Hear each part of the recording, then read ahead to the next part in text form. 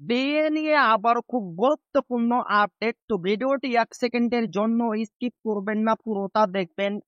আর আপনি যদি আমাদের চ্যানেলের নতুন দর্শক হয়ে থাকেন এবং চ্যানেলকে সাবস্ক্রাইব না করে থাকেন, তো অবশ্যই চ্যানেলকে সাবস্ক্রাইব করবেন এবং আমাদের পাশে থাকবেন।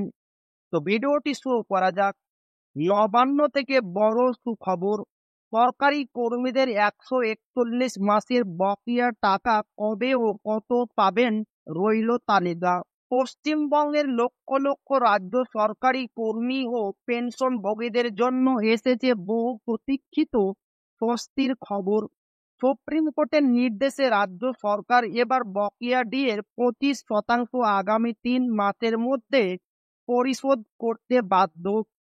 মোট ১৪১ মাসের বকেয়ার একাংশ পেতে চলেছে প্রায় ৮ থেকে ১০ লক্ষ মানুষ। দীর্ঘদিন ধরে বকেয়া ডিএ পাওয়ার দাবি জানিয়ে আসছিলেন রাজ্য সরকারি কর্মীরা। এই দাবি নিয়ে আদালতের দ্বারস্থ হওয়া হয়। অবশেষে ১৬ই মে ২০২৫ তারিখে দেশের সর্বোচ্চ আদালত নির্দেশ দেয় পশ্চিমবঙ্গ সরকারকে ৩ মাসের মধ্যে কর্মচারীদের প্রাপ্য দিয়ে বকেয়ার ২৫% মিটিয়ে দিতে হবে। এই বকেয়া সময়কাল ২০০৮ সালের ১ এপ্রিল থেকে শুরু হয়ে শেষ হয়েছে ২০১৯ সালের ৩১শে ডিসেম্বর পর্যন্ত। অর্থাৎ প্রায় ১৪১ মাসের অর্থ বকেয়া রয়েছে। সরকার জানিয়েছে এই অর্থ পাবেন শুধুমাত্র সেই কর্মচারীরা যারা ২০০৮ থেকে ২০১৯ সালের মধ্যে কর্মরত ছিলেন বা অবসর নিয়েছেন এবং রোপা ২০০৯ এর অধীনে রয়েছেন।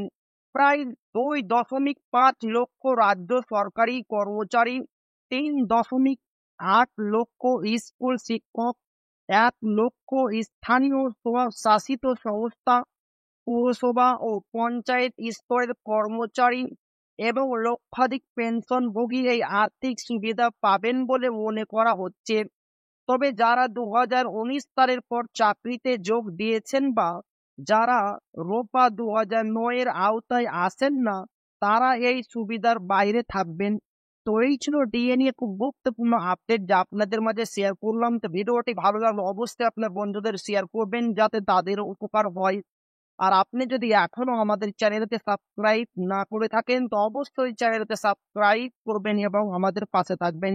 তো আবারও দেখা হবে ডিএ রিলেটেড খুব গুরুত্বপূর্ণ ভিডিওতে।